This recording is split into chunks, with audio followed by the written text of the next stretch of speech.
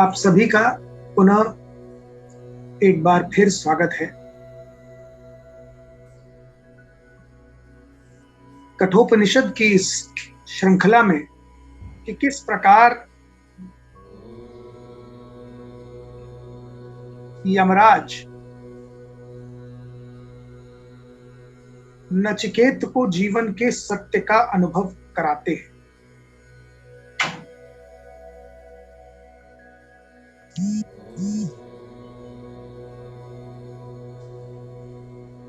मैंने पिछले सत्र में विस्तृत ये बताया कि किस प्रकार ब्रह्म प्राप्ति के जो मार्ग हैं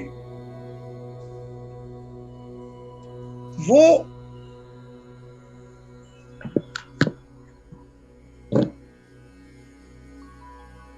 कौन कौन से मार्ग नहीं हैं, ये नेति नेति के माध्यम से प्रोसेस ऑफ एलिमिनेशन करके यमराज ने नचिकेत को बताया कि किन माध्यमों से और किन मार्ग से ब्रह्म प्राप्त नहीं किया जा सकता।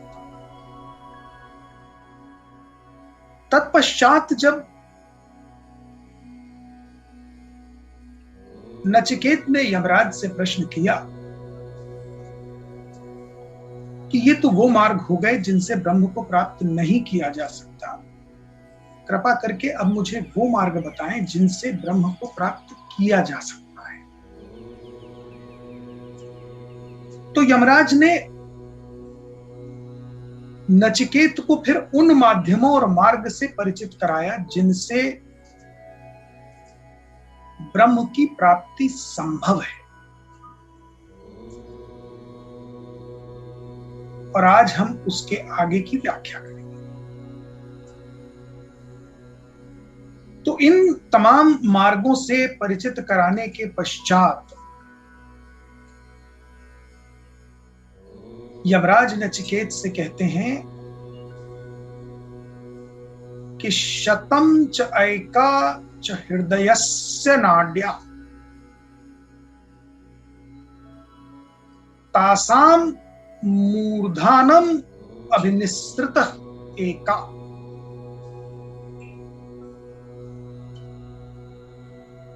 शतम च ऐका च हृदयस्य नाड्या तासाम मूर्धानम अभिनिसृत एका तया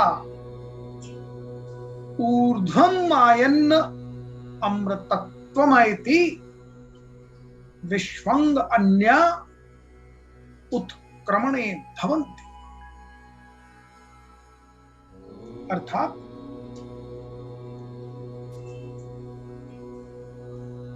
कि शरीर के अंदर हृदय से निकलने वाली 101 नाड़ियां हैं।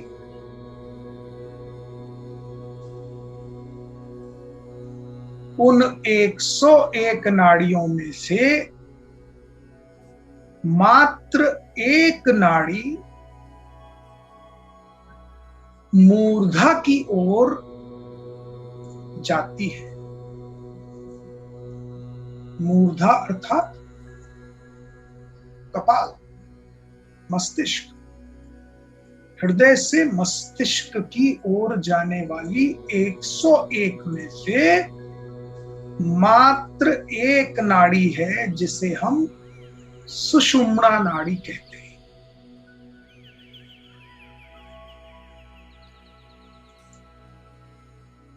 तयो ऊर्ध्वम आयन्न अमृतत्वमयति, और वही एकमात्र नाड़ी है जिसके माध्यम से मनुष्य उच्च लोकों की ओर प्रयाण करता है, ऊपर की ओर बढ़ता है। विश्वंग अन्या उत्क्रमणे भवन्ति, जो उच्च लोक की ओर ले जाने वाली नाड़ी है वो मात्र एकमात्र नाड़ी है सुषुम्ना नाड़ी, जो हृदय से मूर्धा की ओर अभिनिसृत एकमात्र निकलती है। और विश्वंग अन्य जितनी नाड़ियां हैं वो सारी की सारी नाड़ियां मनुष्य को विभिन्न योनियों की ओर ले जाती है, अर्थात पुनर्जन्म के चक्र में फंसा के रखती।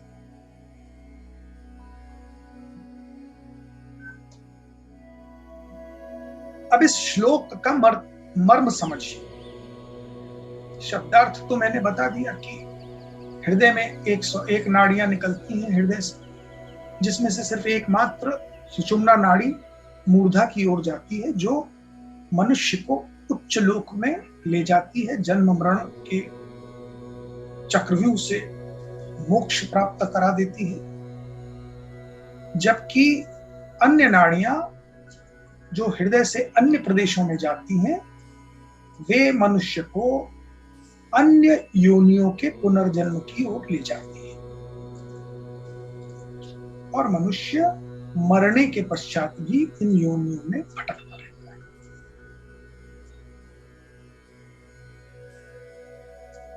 भाव ये है, मर्म ये है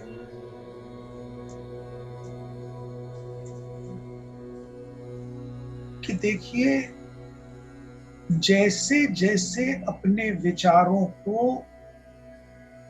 उत्तमता प्रदान करते जाएंगे, जैसे जैसे अपने विचारों से प्रेरित आचरण को उच्चता प्रदान करते जाएंगे, जैसे जैसे अपनी वाणी को परिष्कृत करते जाएंगे, वैसे वैसे व्यक्तित्व ऊपर की ओर बढ़ता चला जाएगा।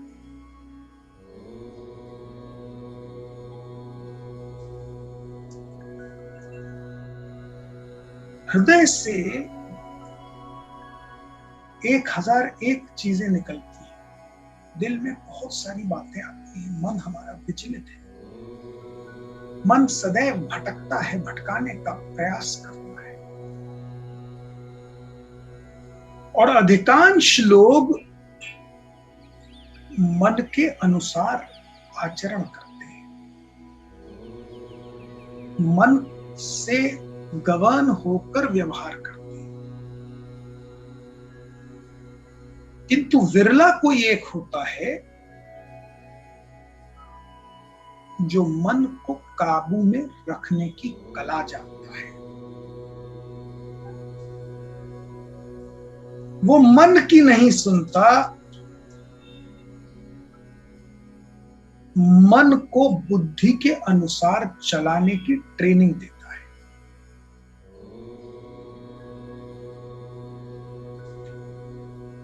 वही विरला व्यक्ति समाज में भी दिन प्रतिदिन लोगों के बीच में रहते हुए भी असाधारण प्रतीत होता है।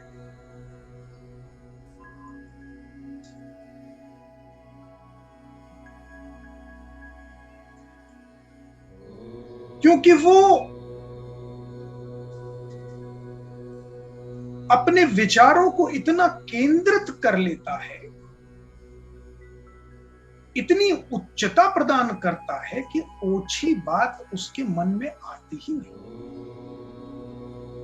न उसकी वाणी में कहीं ओछापन दिखाई देता है, न कहीं आचरण में ओछापन दिखाई देता है, क्योंकि विचारों में ही ओछापन है। वो सदैव अपने उच्च विचारों के जोन में इतना घिरा रहता है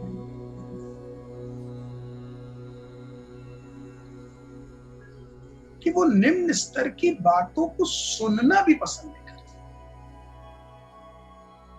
निम्न स्तर के पुस्तकों को पढ़ता नहीं।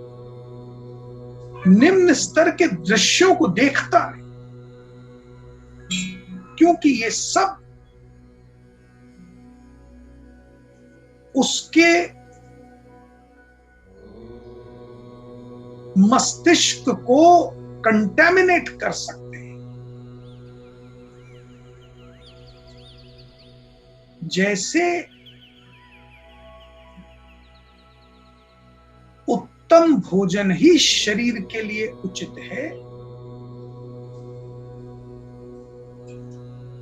और जब भी आप कोई कंटामिनेटेड चीज खा लेते हैं, शरीर तुरंत रिएक्ट करता है, स्वास्थ्य पर उसका असर होता है,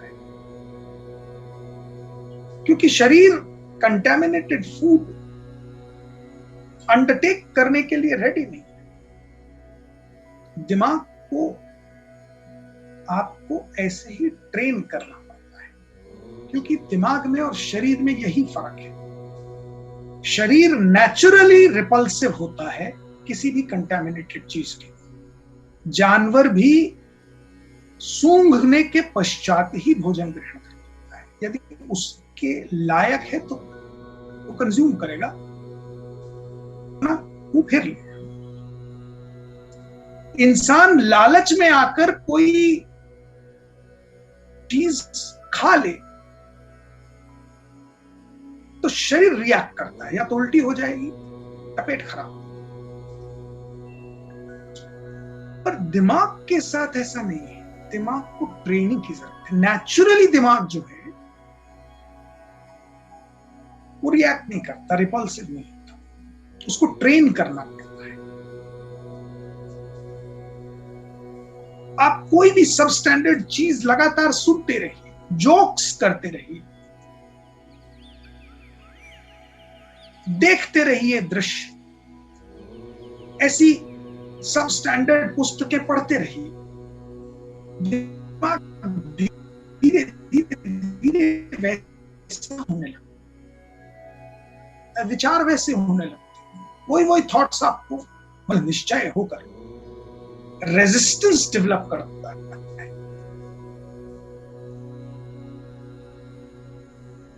जो विषय वस्तुओं की अवेलेबिलिटी का गुलाम नहीं होता कि मुझे अवेलेबल था तो मैं क्या करता। अवेलेबिलिटी उसका क्राइटेरिया नहीं होती। वो इतना दृढ़ संकल्प लेकर जीवन में चलता है कि चीज अवेलेबल है पर मुझे नहीं चाहिए,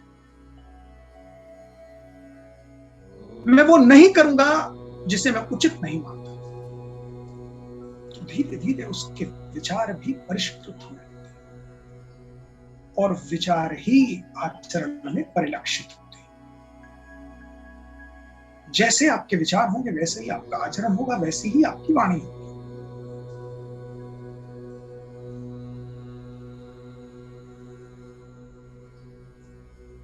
तो जब आप विचारों में शुद्धता लाते चले जाएंगे तो यानी आप हृदय के 101 नाड़ियों में से सिर्फ एक नाड़ी पर अपने आप को केंद्रित कर रहे हैं, और तया ऊर्ध्वम आयन अमृतत्व में, और धीरे धीरे धीरे आप ऊंचा उठते जा रहे हैं, और उच्च लोक अर्थात जब आप इस संसार के, इस सृष्टि के माया मोह से जनित निकृष्ट चीजों से मुक्त होते जा रहे हैं, वैसे वैसे आप ब्रह्मलोक की उठ रहे हैं। मैं बहुत सारे ऐसे लोगों को जानता हूं, उनसे मिलता रहता, जिनका टिल्ट अपने उत्कृष्ट ग्रंथों की ओर है। वे उच्चतम साहित्य तो पढ़ते हैं,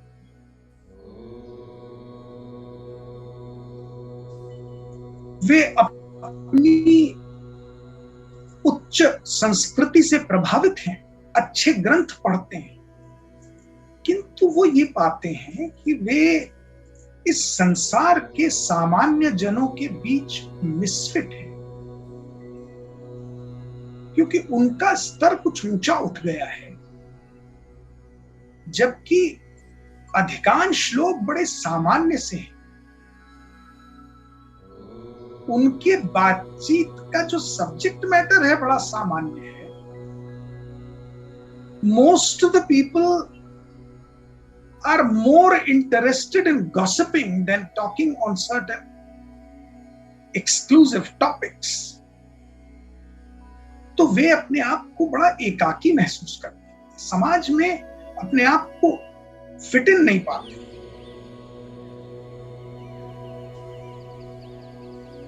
बड़ा लोनली फील करने। लोग भी उनसे बचने लगते हैं कि अरे भाई ये तो ना गॉसिप करता है, ना कोई रसीली चटकीली बातें करता है, ना किसी के बारे में कुछ बोलता है, ना किसी के बारे में कुछ सुनता है।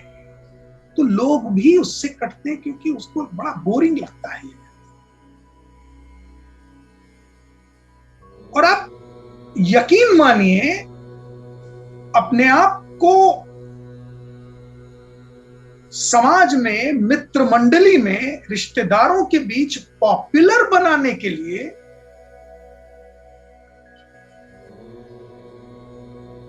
यह व्यक्ति जो उच्चतम साहित्य ग्रहण कर रहा है, जिसमें उसे रस भी आ रहा है, किंतु वो पॉपुलैरिटी का प्रेशर फील करके वो जब उस तरह के सामान्य लोगों के बीच उठता बैठता है तो उनके स्तर की बातें करने लगता है। Probably this is called peer pressure. वो मेंटेन नहीं कर पाता उस स्तर, क्योंकि उसे लोनलीनेस लगती है, उसे घबराहट लगती है कि अरे मैं कहीं ऐसा ना हो कि इन लोगों के बीच अनपॉपुलर हो जाए, कहीं ऐसा ना हो कि समाज के लोग मुझसे कटते चले जाएं, ऐसा ना हो कि मैं अकेला पड़ जाऊं। तो मैं आज आप सबसे कहना चाहता हूं कि विश्व के जितने भी अचीवर्स हैं,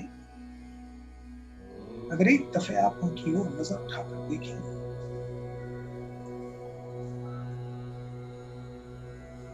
तो वो अचीवर्स सिर्फ इसलिए हैं क्योंकि उन्होंने ये पीयर प्रेशर महसूस नहीं किया। उन्होंने अपने व्यक्तित्व को दृढ़ रखा, विचारों की संकल्प शक्ति को ढीला नहीं होने दिया। They never bothered for being popular in the society. They never changed the stances in their behavior just because they are surrounded by ordinary people. Among ordinary also, they thought, they behaved, they spoke only whatever is in their mind. And gradually, that exclusivity was recognized by the society.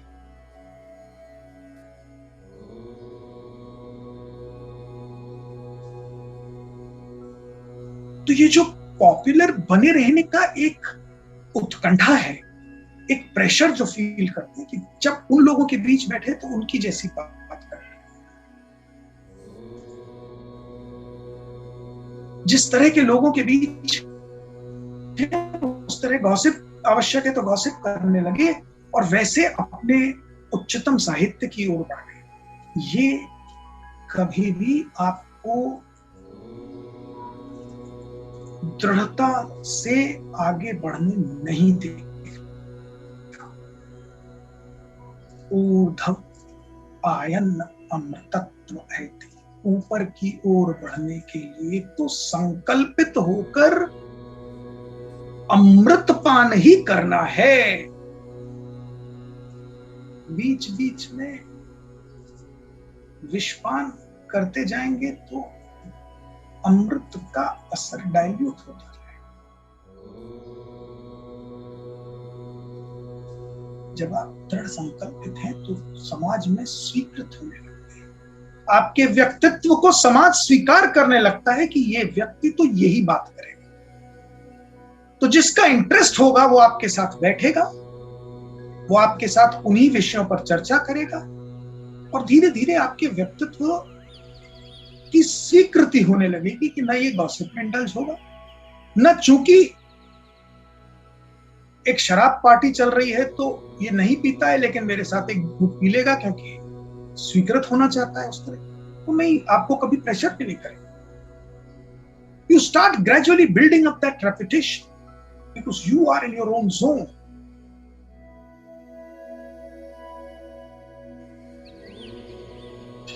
कहीं मैंने पढ़ा था कि queen Elizabeth invited Mahatma Gandhi. Mahatma Gandhi reached to England. Queen Elizabeth के जो assistant थे उन्होंने महात्मा गांधी को देखकर कहा कि आप ऐसे क्वीन से नहीं मिल सकते लंगोट लगा के।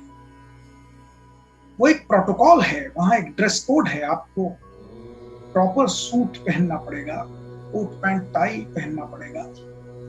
You will be properly dressed, then only you can meet the queen. ये लंगोट लगा के आप क्वीन से नहीं मिल सकते। Mahatma Gandhi never felt that peer pressure कि अरे बाप रे, उनके साथ मिलना है, उनके साथ उठना बैठना है, कल फोटो खींचनी चाहिए, अखबार में आनी चाहिए, नहीं तो भारत में मेरी खिल्ली उड़ जाएगी कि इतनी दूर इंग्लैंड गए और लौट के चले आए बिना मिले। उन्होंने ऐसा कोई प्रेशर फील नहीं किया, बिकॉज संकल्प से बंधे थे, अपने विचारों पर, अपने आचरण पर दृढ़ता थी। उन्होंने जवाब दिया कि मेरी ये दशा, मैं तो भारत हूं, मैं भारत का प्रतिबिंब हूं और मेरी ये दशा तुम्हारी क्वीन नहीं बनाती है। मेरे पास लंगोट की सिवा कुछ नहीं है। उन्होंने बुलाया है, मैं आ गया। तुम नहीं मिल सकती, तुम्हें वापस जाओ। And rest is the history. The queen came out of the palace to receive Mahatma Gandhi, and Mahatma Gandhi met with the Queen Elizabeth उस लंगोट में, क्योंकि उन्होंने ये प्रेशर फील नहीं किया कि अरे मुझे इस सेक्शन में पॉपुलर होने के लिए इस तरह से बिहेव करना है, उस सेक्शन में बिहेव करना है तो इस तरह से बिहेव करना। There is a consistency in your thought process and in your language and in your conduct that takes you towards मूर्धा, उच्चतम स्तर की ओर व्यक्तित्व तब जाता है जब consistently, persistently you pursue only and only and only the highest of high thought process, behavioral patterns and the speech. वरना ये जो बीच बीच का स्लिप है, अलग अलग सेक्शंस में अलग अलग तरह से व्यवहार करने का, ये आपको कभी भी उच्चतम स्तर तक नहीं पहुंचा पाएगा। ये ग्रंथ बड़े उत्तम ग्रंथ हैं, इनका ज्ञान बहुत उत्तम है, इन्हें मात्र सुनकर विस्मृत मत कीजिए, इन्हें आत्मसात कीजिए, जीवन में उतारिए और परिणाम देखिए।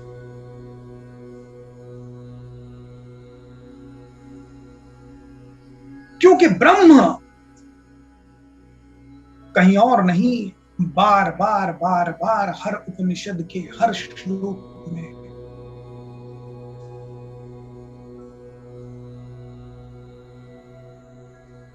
ये रिपीट किया जा रहा है। इष्टमात्र पुरुषो अंतरात्मा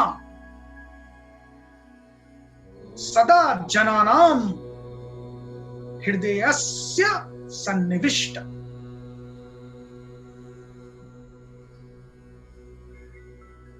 यानी प्रत्येक व्यक्ति के हृदय में सदैव ब्रह्म निवास करता है, जो कि एक अंगूठे के साइज के रूप में हृदय के अंदर प्रवेश कर जाता है। अंगुष्ठ मात्र मतलब अंगुष्ठ, अंगूठे के परिमाण वाला, अंगूठे के माप के रूप में पुरुषो अर्थात परम पुरुष परमात्मा अंगुष्ठ मात्र पुरुषो अंतरात्मा, आपके अंतरात्मा में, आपके हृदय में सदा जनानाम हृदयस्य सन्निविष्ट, उसी में प्रवेश करके उसी में रहता है।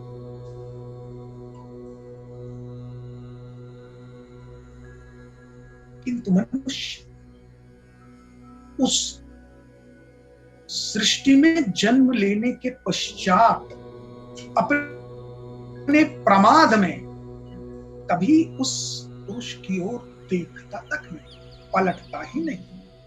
वो तो सृष्टि की माया में इतना लिप्त है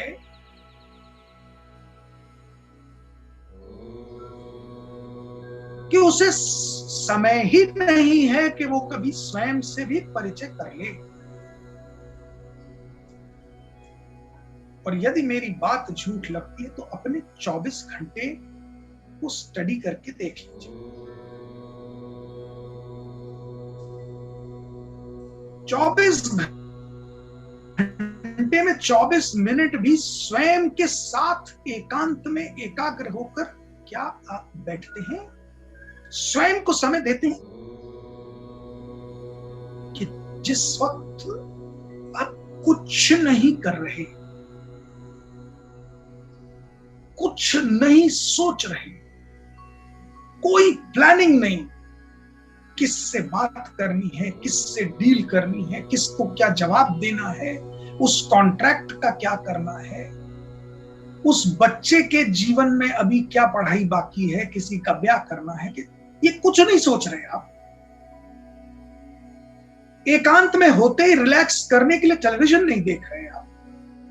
एकांत में होते ही अपने आप को ऑक्यूपाई करने के लिए कोई पुस्तक नहीं पढ़ रहे आप। एक मात्र स्वयं आप अपने आप के साथ एकांत में बिना किसी विचार, बिना किसी प्लानिंग के 24 मिनट भी बैठे हैं क्या?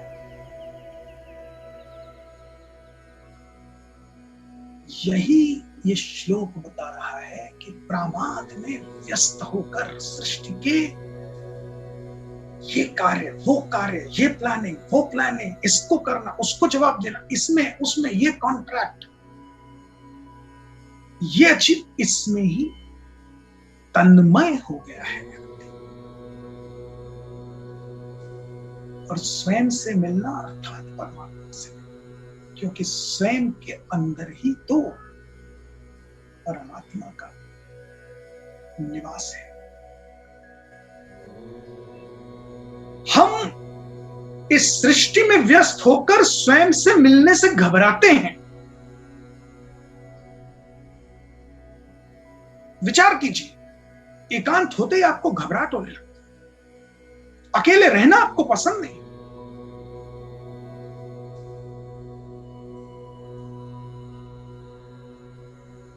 अकेले होते ही आप कुछ ना कुछ चाहते हैं जिससे आप अपने आप को व्यस्त करें।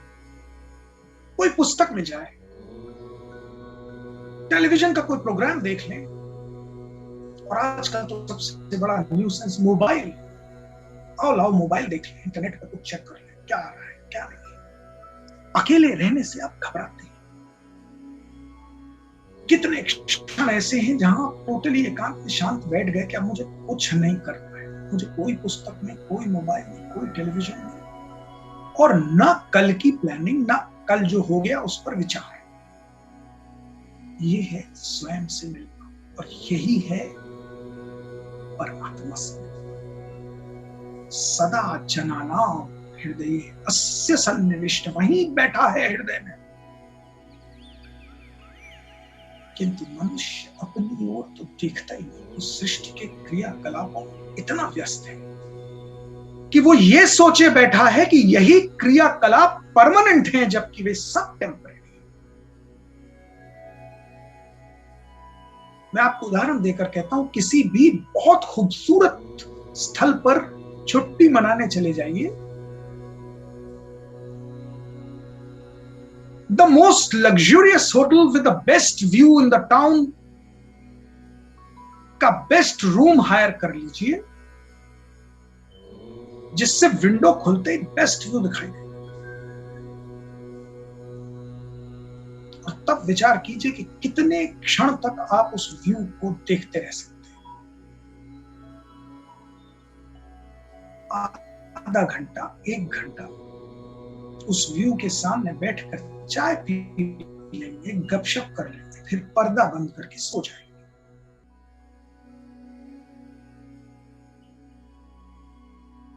क्योंकि वो व्यू, वो थ्रिल भी लास्टिंग में, थोड़ी देर बाद वो आपको बस हो गया, अब थोड़ा विश्राम कर लेते हैं।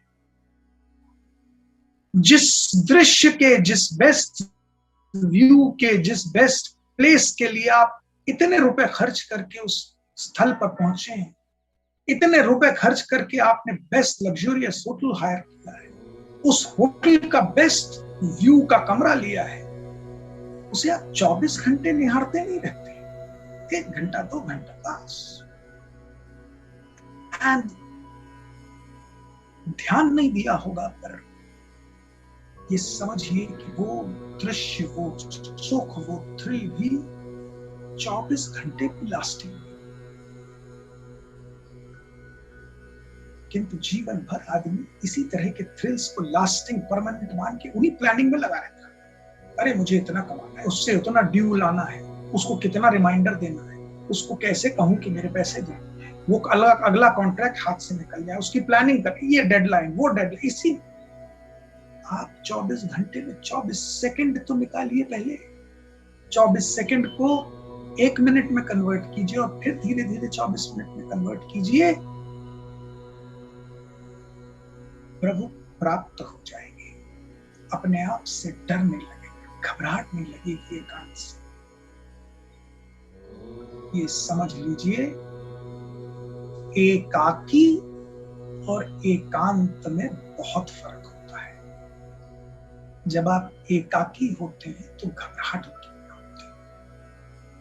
लेकिन जब उस एकाकीपन को एकांत में परिवर्तित कर लेंगे तो ब्रह्म प्राप्त होगा।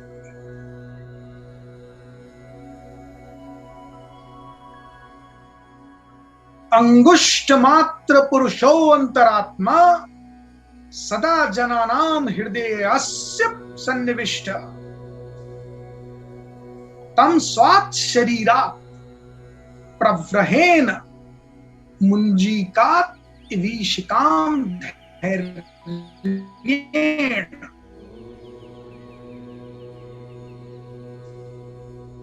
तम विद्यात् शुक्रम अमृतत्वम तम विद्यात् शुक्रम अमृतत्वमेति। यमराज नचिकेत से कहते हैं कि स्वयं के शरीर, तम स्वात् शरीरा, उस परम ब्रह्म परमेश्वर को अपने शरीर में पहले तो विश्वास करो कि वो उपस्थित हैं, मेरे अंदर वो उपस्थित हैं।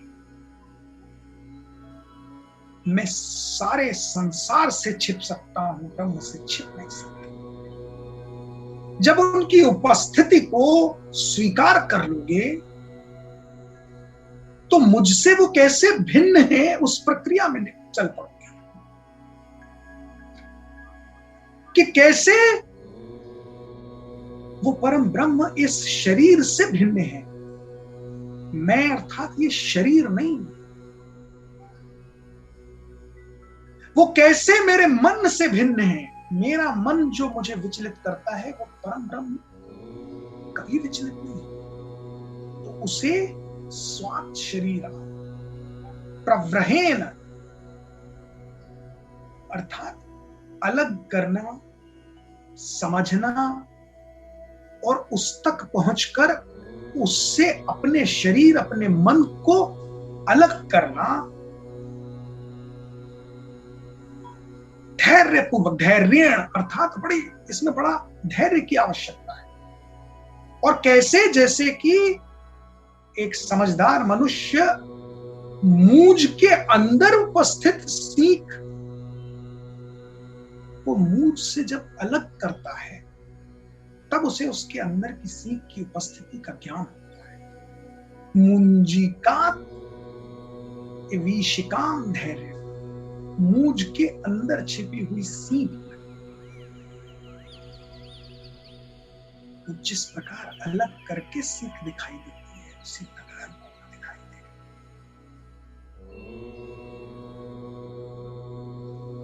तम विद्यात् शुक्रम अमृतम, वही परम ब्रह्म है, वही अंततो गत्वा उच्चता की परिसीमा है।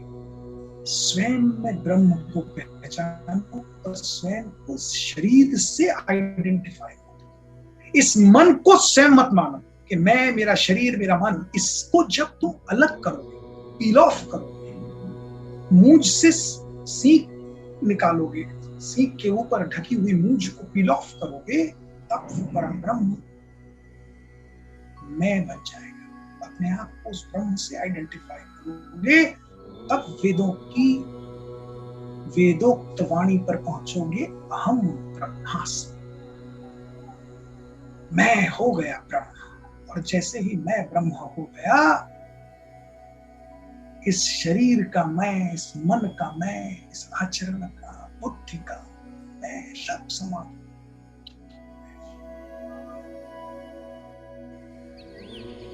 और ये कहते कहते सत्य की उच्चता को प्रदर्शित किया यमराज ने नचिकेत के सामने। अंतम सत्य उजागर हो गया। मृत्यु प्रोक्ताम नचिकेतो अथ लब्धवा विद्यामेताम योग विधिम चकृत्सनम। उच्चतम ज्ञान से परिपूर्ण हो गया नचिकेत। जिस सत्य को इंद्र आदि देवता नहीं समझ पाए, उस छोटे से बालक ने समझ लिया। इस संपूर्ण विद्या को शुद्ध हृदय से आत्मसात करके, जान के, अपने संकल्प को सिद्ध करके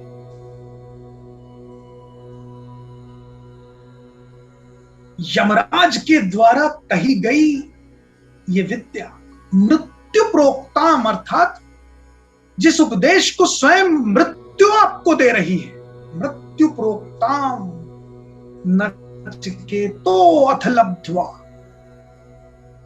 नचिकेत को प्राप्त हो गई। इसके पीछे नचिकेत को कितना तप, कितना संकल्प करना पड़ा, ये आप सबके सामने विदित है।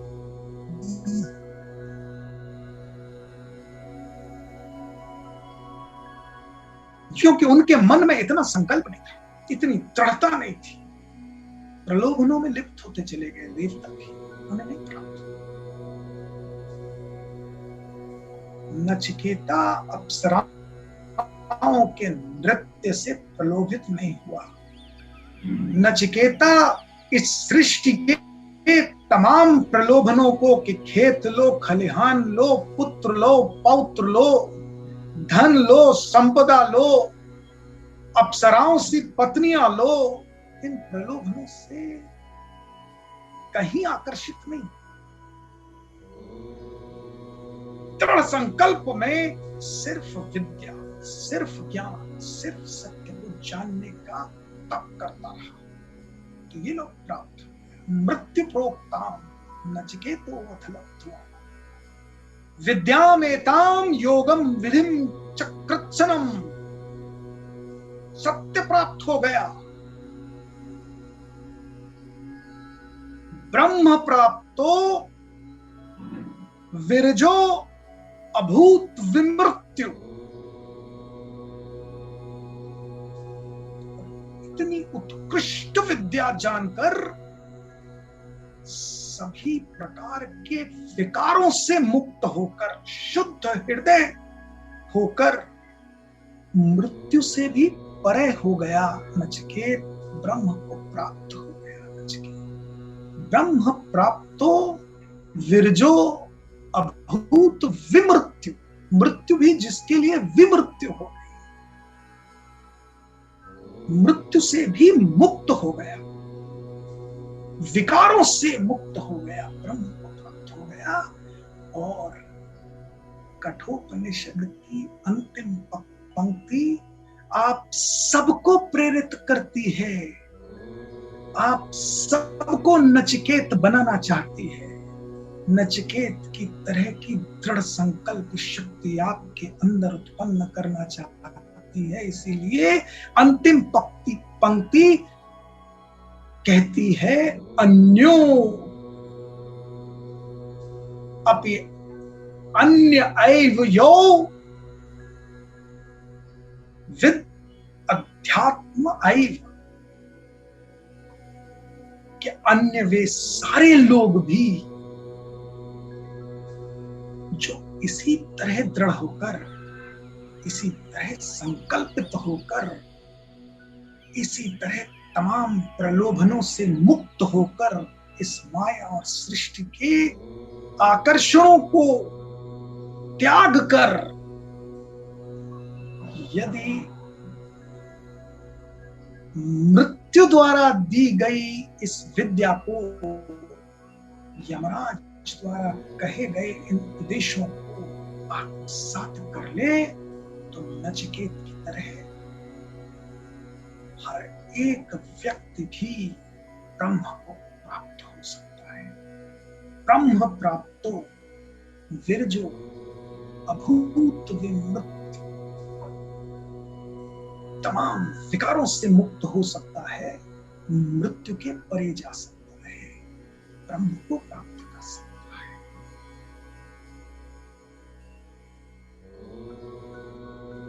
हम बड़ी छोटी छोटी स्थितियों में विचलित हो जाते हैं, कुछ क्षणों के लिए संकल्पित होते हैं, किंतु परिस्थितियां बदलते ही परिस्थिति जन्य आचरण करने लगते हैं। इतनी जल्दी पैनिक करते हैं कि परिणाम घातक होता है।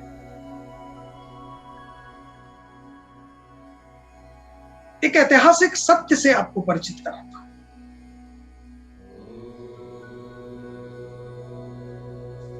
वर्षों पूर्व एक प्लेन क्रैश हुआ था अफ्रीका।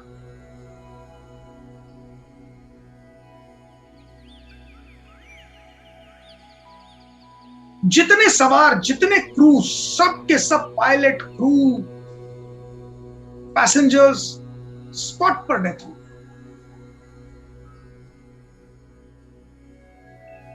रेस्क्यू करते समय उन्हें एक व्यक्ति सर्वाइविंग मिल गया। That man was the only clue कि ये क्रैश हुआ कैसे, बिकॉज ब्लैक बॉक्स में कोई ऐसा सिग्नल नहीं मिला कि there was any technical or mechanical failure in the aircraft. तो ये क्या क्रैश हुआ, क्यों हुआ, कैसे हुआ? Nothing could be found. So the only hope to know was this one survivor. जब वो होश में आया, थोड़ा सा बोलने के लायक हुआ, तो उससे पूछा गया कि भाई ये हुआ क्या, कैसे ये प्लेन क्रैश हो गया? And then he narrated a very interesting turn of events. उसने कहा कि उस प्लेन के यात्रियों में से कोई एक यात्री शायद एक जिंदा मगरमच्छ के बच्चे को अपने बैग में भर के ट्रैवल कर रहा था।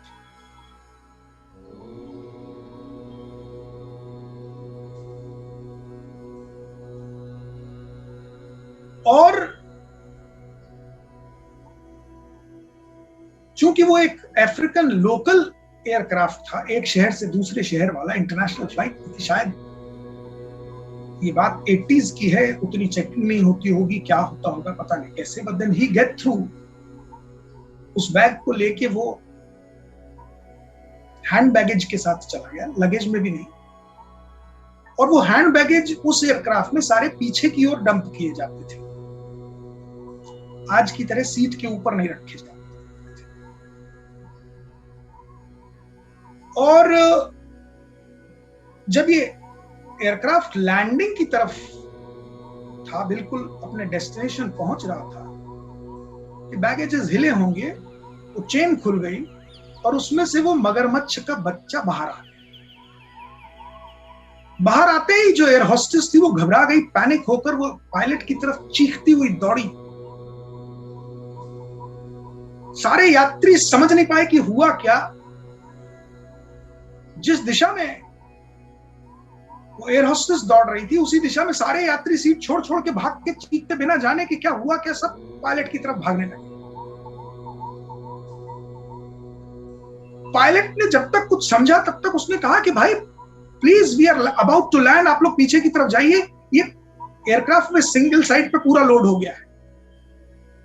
लेकिन कोई कुछ समझ नहीं पा रहा था, कोई कुछ जान नहीं रहा था कि हुआ क्या। और suddenly the aircraft nose dive, क्योंकि सारा लोड फ्रंट साइड पर ही आ गया। And before anybody could understand anything, the aircraft nose dive to the land and crashed in a quick. बचा कौन? वो एक सर्वाइवर जो जानना चाहता था कि हुआ क्या।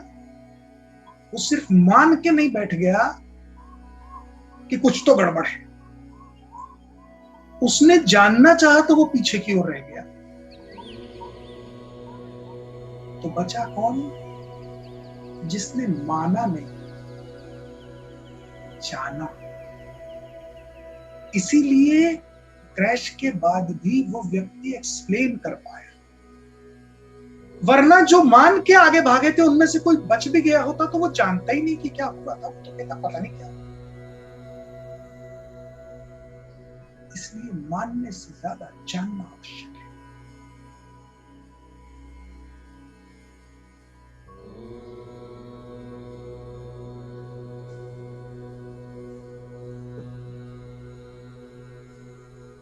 ये पूरा कठोपनिषद का ज्ञान जानने पर है। जानिए,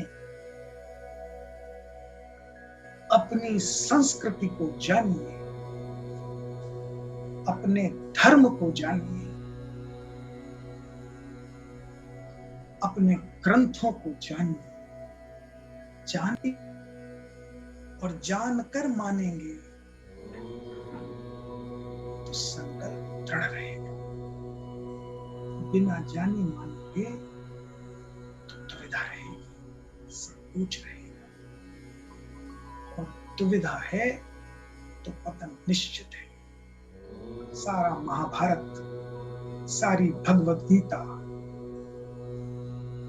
सिर्फ इन्हीं दो शब्दों के बीच है। दुविधा अर्थात अर्जुन, संकल्प अर्थात कृष्ण। जब संकल्प ने दुविधा को ज्ञान दिया और दुविधा के मार्ग से संकल्प की ओर आए तो विजय विजय। और जो सिर्फ मान बैठे एयरक्राफ्ट के क्रैश में समाप्त हो। तो विश्व के तमाम अन्य धर्म ग्रंथ या धर्म या पंथ या पद्धतियां जो इस बात पर जोर देती हैं कि मात्र मानो, उसके ठीक विपरीत आपके उपनिषद आपको कहते हैं कि भैया मानने से पहले जानो। और इसलिए अंतिम पंक्ति मुझे सर्वोत्कृष्ट लगती है जो मैं आपसे शेयर कर रहा हूं कि अन्यो अपि एव यो विद्या अध्यात्म है। नचिकेत की तरह अन्य सभी जो इस विद्या को जाने मंगल तत्व को प्राप्त करेंगे। इस महान उपनिषद के, इस महान ज्ञान के साथ ही आज हम कठोपनिषद की व्याख्या का पटाक्षेप कर रहे हैं।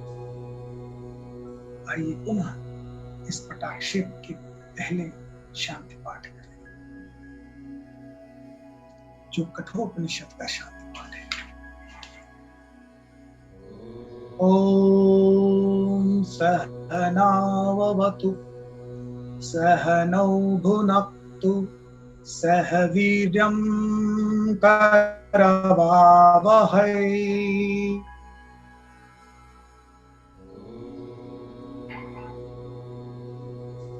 ॐ तेजस्वनावधीतमस्तु